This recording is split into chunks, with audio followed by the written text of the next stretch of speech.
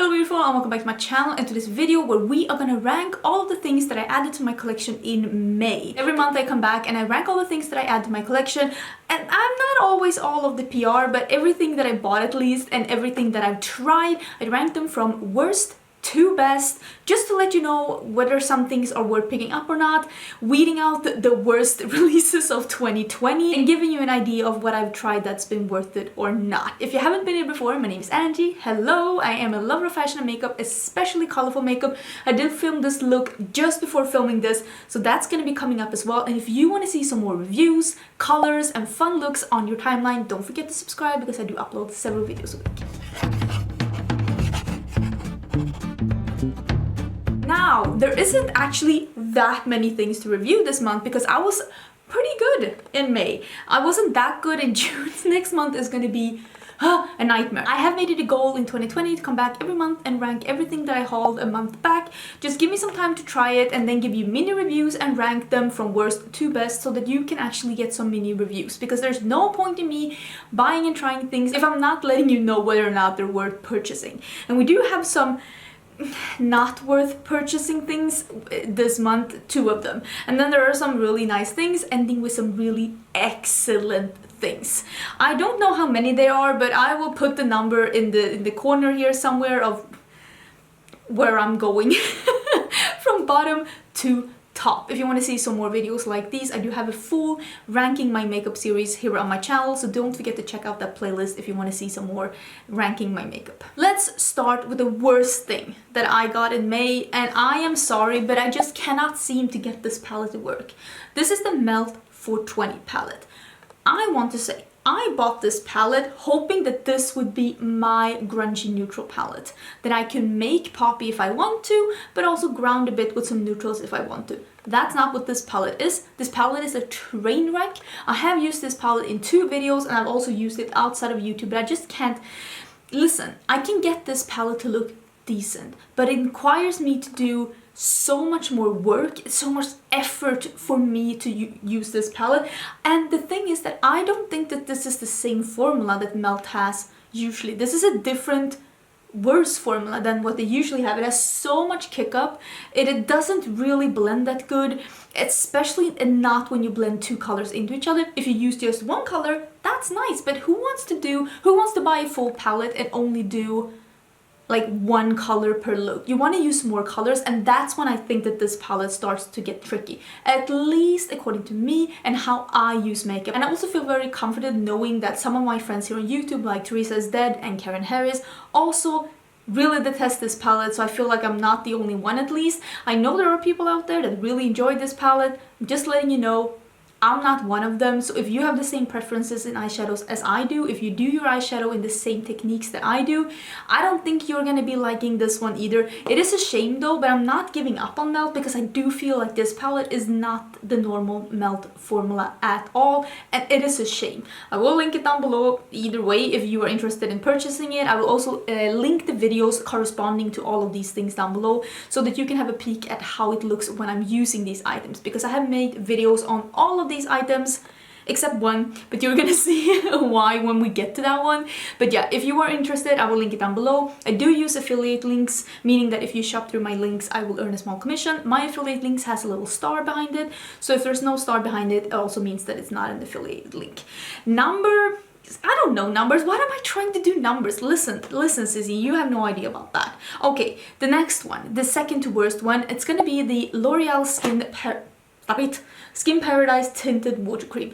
The reason why this is the worst one is not because this is actually bad on the skin. This works for me. This is an okay shade for me, but that is through divine intervention, because this one literally comes in like 7 shades.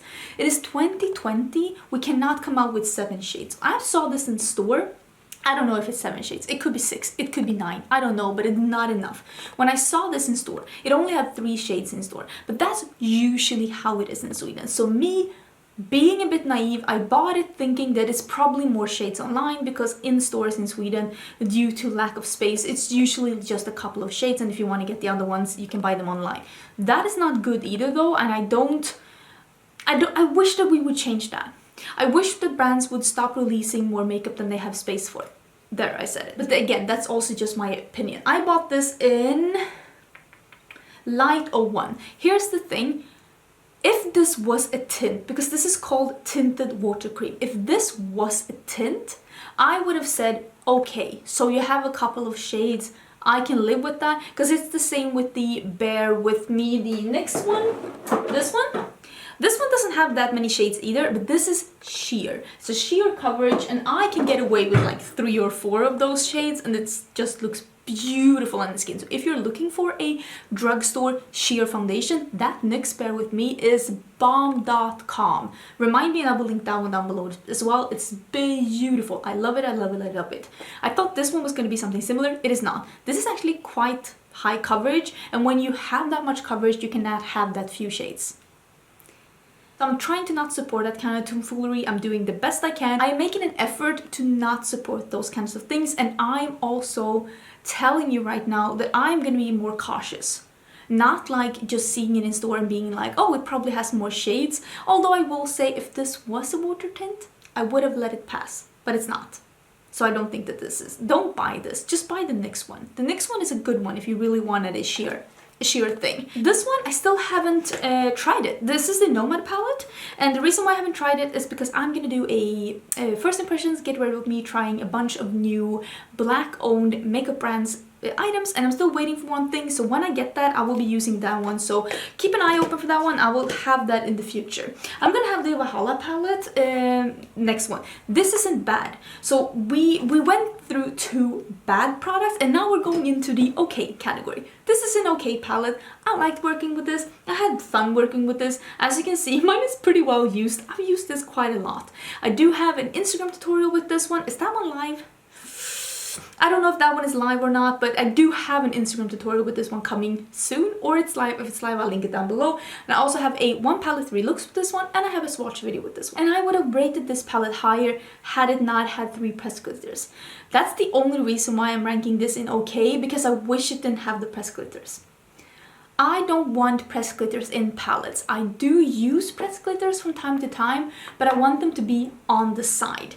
But if you like press glitters, or if you like the colors that are in here, like I said, do check out the videos down below. It's not a bad palette. Probably they will restock it. I also have an affiliate code with Juvia's. It is Angelica. My name is Angelica. Angelica Nyqvist. I know some people are wondering how you say it. Angelica Nyqvist. But Angelica at Juvia's place will give you 10% off. And I did buy this myself though, so I will link it down below in case you're interested. I'm sure they're gonna restock it. It's not a bad palette, but I just wish it didn't have press glitters. And here's another thing. I think that this is a pretty good product. I just don't think I will be using it.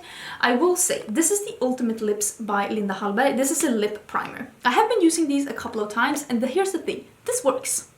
This makes if I don't use a lip liner, this will prevent my lip colors from bleeding. It will make them last longer, and it's a good product. It does work. But I always use a lip liner. So for me, this is redundant. But if you feel like you don't want to use a lip liner, and you do want your more glossy or satiny or like more like sheer lip colors to last a bit longer and not bleed, maybe this could be for you, because it does work. It definitely works. It's just redundant for me because I always use a lip liner. But it's not a bad product. It just doesn't fit my makeup aesthetics. Okay, we're getting into some really good products here, and I'm gonna put all of my Viseart palettes on the bottom location on good products. Stop it! Because I do think that the Viseart palettes are good. This is the Dark Edit. It looks like this. I also have the Spritz, and the reason why this isn't like even farther on top, I do have Instagram tutorials and a get ready with me with these palettes. I will also link that down below if you want to get some inspiration on how to use these palettes. And the little Choo Choo palette here. Here's the thing, I am not blown away. I've used a lot of really good eyeshadow formulas and a lot of really good high-end eyeshadow formulas, and this one is good, but it's not the best. I'm not as blown away by this as I thought it was gonna be, or did I really think I was gonna be that? I don't know if I thought that, but it's not the best I've ever tried. I still I prefer the Natasha Denona matte formula to this one. I don't think the shimmer formula is as bad as other people think, but I will say that I always spray my shimmers, so maybe that's why I don't feel that way, because I do feel like when you spray these, they are really, really nice on the eyes, and you can see that in the looks that I've created with them. I'm not blown away, but I do think they're good. What I like the most about these is the size and the like, it's so effortless to mix these with each other and mix them with other things because they're so small and handy, and I really, really like that. The next theme I'm gonna mention is this one. This is the Becca Own Your Light highlighter. This is the limited edition highlighter that is like a pinky peach. I will also link a video down below where I'm using this, and you can definitely see how it transforms on the cheeks. Super beautiful. This is a pretty standard Becca highlighter. I thought that this was going to be more peachy, and if this had been more peachy, this would have been on top. Love the formula. It's just very pinky, which is beautiful, but I thought it was going to be more peachy. But it's stunning. If you want that look that I have in the video that I'm gonna link down below with the pink sheen, you will love this. It's a really nice formula. I have been enjoying it a lot. Here's the item that I haven't done a separate video on, and that is the Jo Malone Yuya or Yuha? Yuya. I don't know, but this is the limited edition spring or summer scent. They always come out with limited edition collections for seasons, and I think that this is the summer one. This is a spicy citrus scent, and this is the kind of scent that I like because when you smell it, you can't really tell if it's a feminine or a masculine scent, and that's what I like. It's slightly too feminine to be a masculine scent, but it doesn't like come off like, it's not like, oh, it's a scent for women. You have to think about it. Is this a scent for women? And I love that. My favorite kind of scents are either masculine scents or unisex scents. And I do think a man could, like, if you, a man, like, you can wear whatever you want, but if you're more into the masculine, like, identity, you could still get away with something like this, and that's what I love in the perfume. It's very citrusy, but it's also very spicy. I love layering this with something sweet or something florally. That's how I love to wear these perfumes. I'm not sad I bought it. I've used quite a lot. I've worn this to work as well, because I feel like I can wear something like this to work.